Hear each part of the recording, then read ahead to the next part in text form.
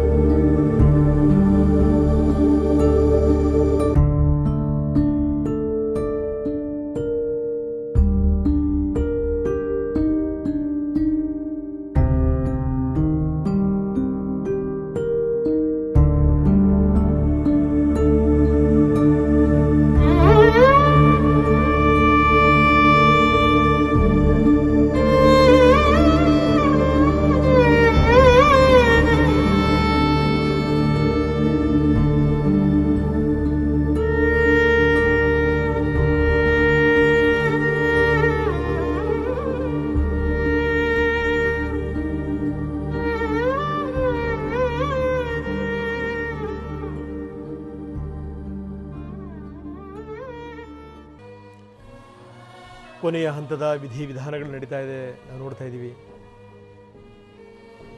ಇಲ್ಲಿ ಇನ್ನೊಂದು ಸಂಗತಿನ ಹೇಳಲೇಬೇಕು. ರಾಜ್ಕುಮಾರ್ ಮಕ್ಕಳುಗಳಿಗೆ ಆ ಹುಟ್ಟಿನಿಂದ ಸಂಸ್ಕಾರ ಇತ್ತು ಒಂದು ಕಡೆಗೆ. ಈ ರಾಜ್ಕುಮಾರರಷ್ಟು ವೈವಿಧ್ಯಮಯ ಪಾತ್ರಗಳನ್ನು ಮಾಡದೇ ಇರಬಹುದು ಅಪ್ಪು, ಆದರೆ ಈ ವೈಯಕ್ತಿಕವಾಗಿ ಒಬ್ಬ ವ್ಯಕ್ತಿಯಾಗಿ, ಒಂದು ವ್ಯಕ್ತಿತ್ವವಾಗಿ ಆ ದೊಡ್ಡ ಮನೆಯ ಅನ್ನುವಂಥ ಚಂದನವನದ ದೇವಾಲಯ ಇದೆಯಲ್ಲ, ಅದರ ಕೀರ್ತಿ ಕಳಶ ಆದರು, ಅದರಲ್ಲಿ ಯಾವುದೇ ಸಂದೇಹ ಇಲ್ಲ. ಆ ಕೀರ್ತಿಗೆ ಒಂದು ಚೂರೂ ಕೂಡ ಮುಖ ಬರಬಾರ್ದು, ಗುಲಗಂಜಿಯಷ್ಟು ಧಕ್ಕೆ ಆಗಬಾರದು. ಆ ರೀತಿ ನೋಡಿಕೊಂಡ್ರು, ಆ ರೀತಿ ನಡ್ಕೊಂಡ್ರು. ಬೇಸರದ ಸಂಗತಿ ಏನಂದರೆ, ಈ ದೊಡ್ಡ ಮನೆಯ ಕಿರಿದೊರೆ ಅವರ ಯುಗಾಂತ್ಯ ಆಗಿರುವಂಥದ್ದು. ಸಾಂಸ್ಕೃತಿಕ ಕ್ಷೇತ್ರದ ಒಂದು ದೊಡ್ಡ ಅಧ್ಯಾಯ ಅರ್ಧದಲ್ಲೇ ಮುಕ್ತಾಯ ಆಗಿಬಿಡ್ತು. ಬಹುಶಃ ಈ ಅಧ್ಯಾಯ ಪೂರ್ಣ ಆಗಿದ್ದರೆ ಅದೆಷ್ಟು ಸಾಹಸಗಾಥೆಗಳು ಆ ಅಧ್ಯಾಯಗಳಲ್ಲಿ ಸೇರ್ಕೊಂಡ್ಬಿಡ್ತಿದ್ವು ಏನೋ, ಅದೆಷ್ಟು ದೊಡ್ಡ ಮಟ್ಟಿಗೆ ಪೇಜ್ಗಳು ಬೆಳಿಬೇಕಾಗಿತ್ತೋ.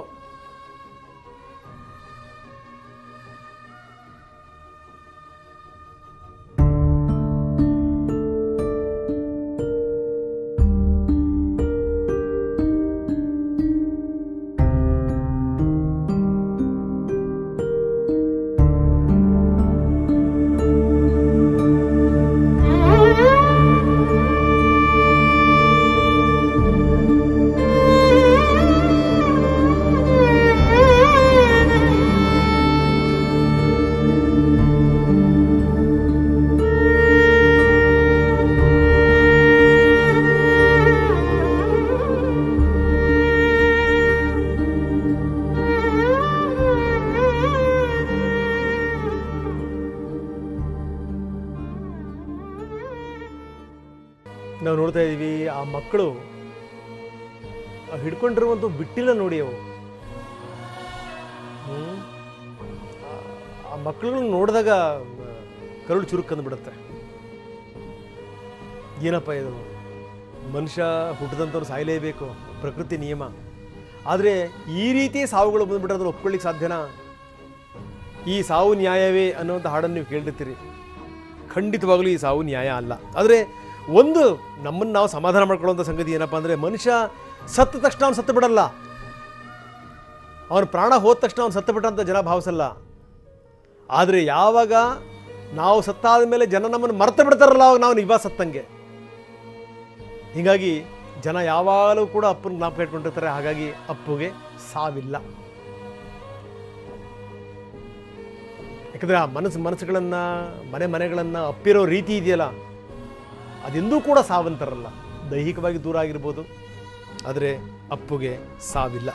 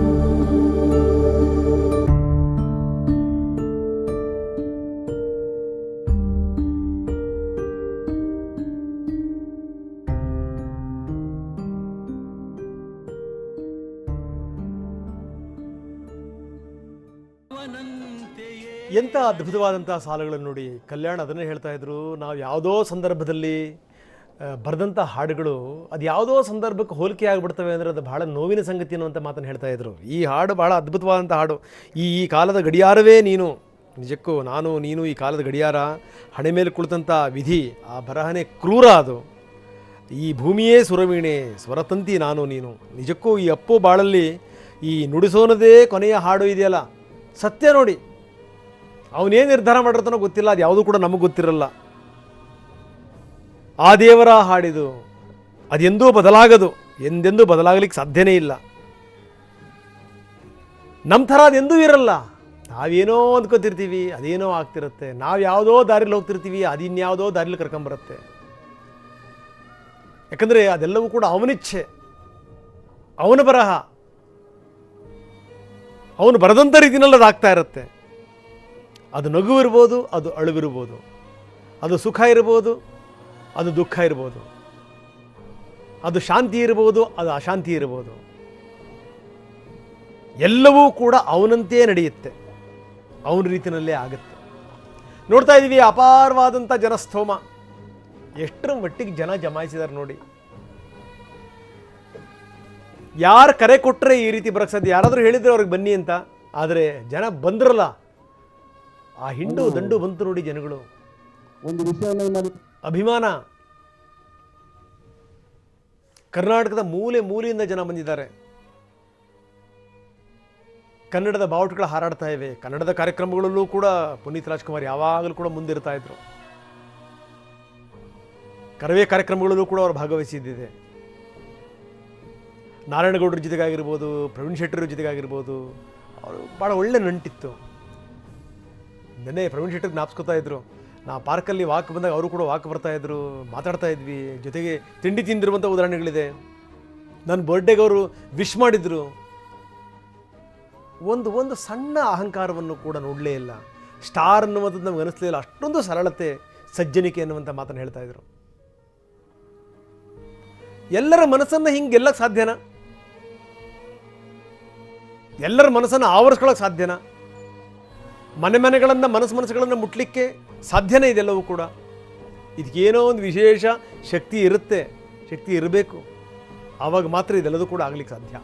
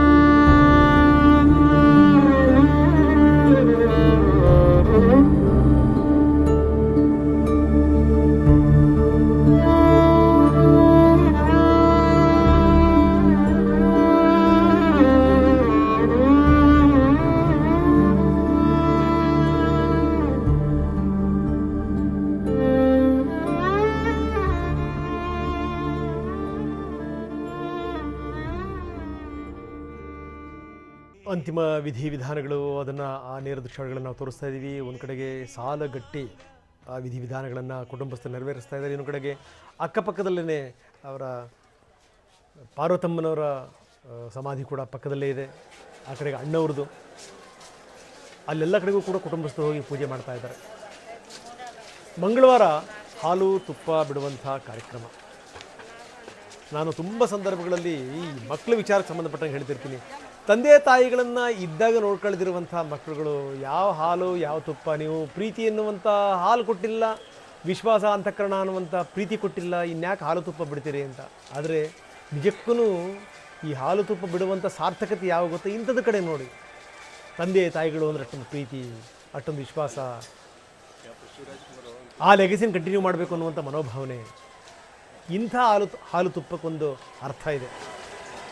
ರಾಜ್ಕುಮಾರ್ ಸಮಾಧಿ ಕಡೆಗೆ ಬಂದಿದ್ದಾರೆ ಕುಟುಂಬಸ್ಥರು. ಅಲ್ಲಿ ಪ್ರದಕ್ಷಿಣೆ ಹಾಕಿ ಅಲ್ಲಿ ಸಮಾಧಿಗೆ ನಮನವನ್ನು ಸಲ್ಲಿಸ್ತಾರೆ. ಒಂದು ಕಡೆಗೆ ಅಂತಿಮ ವಿಧಿವಿಧಾನಗಳೇನಾಯಿತು ಅಪ್ಪು ಅವ್ರದ್ದು, ಪುನೀತ್ ರಾಜ್ಕುಮಾರ್ ಅವ್ರದ್ದು, ಅಲ್ಲಿ ಪೂಜೆ ನಡೀತಾ ಇದೆ. ಇನ್ನೊಂದು ಕಡೆಗೆ ಡಾಕ್ಟರ್ ರಾಜ್ ಸಮಾಧಿಗೂ ಕೂಡ ನಮನವನ್ನು ಸಲ್ಲಿಸಿದ್ದಾರೆ.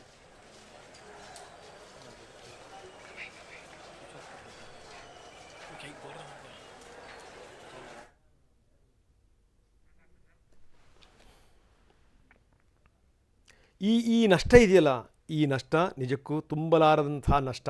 ಒಂದು ಸಂಗತಿನ ಹೇಳಬೇಕು, ಯಾಕಂದರೆ ಆ ಮಕ್ಕಳು ಬಂದು ನಿನ್ನೆ ಅಪ್ಪನ ತಲೆಯನ್ನು ನೇವರಿಸುವಂಥ ಆ ದೃಶ್ಯಾವಳಿಗಳು, ಅದೆಷ್ಟು ಜನ ಕಣ್ಣೀರು ಹಾಕಿದಾರೋ, ಇಡೀ ಕರುನಾಡು ಕಣ್ಣೀರು ಹಾಕಿದೆ ನೋಡಿ. ಅದನ್ನು ನೋಡಿ, ಇದನ್ನು ಬಹುಶಃ ಇದನ್ನು ನೋಡಿನೇ ನಮ್ಮ ಪ್ರತಿನಿಧಿ ರಾಮ್ ಭಾಳ ಒಂದು ಅದ್ಭುತವಾದಂಥ ಲೈನ್ಗಳನ್ನ ಬರೆದು ಕಳಿಸಿದ್ದಾರೆ ನನಗೆ. ಈ ನೋವಿನ ವಿದಾಯ, ಇಡೀ ಫ್ಯಾಮಿಲಿಯವರು ಹೋಗ್ತಾ ಇದ್ದಾರೆ. ತಂದೆ ಸಮಾಧಿ, ತಾಯಿ ಸಮಾಧಿ, ಅಲ್ಲಿಗೆ ನಮಸ್ಕಾರವನ್ನು ಸಲ್ಲಿಸಿ ಹೋಗ್ತಾ ಇದ್ದಾರೆ. ಆದರೆ ಹೊರಗಡೆ ಜನರು ಮಾತ್ರ ಇನ್ನು ಅಲ್ಲೇ ಇದ್ದಾರೆ. ಅಷ್ಟು ಸುಲಭವಾಗಿ ಆ ಜನಸಂದಣಿ ಕರಗುವಂಥ ಲಕ್ಷಣಗಳಿಲ್ಲ.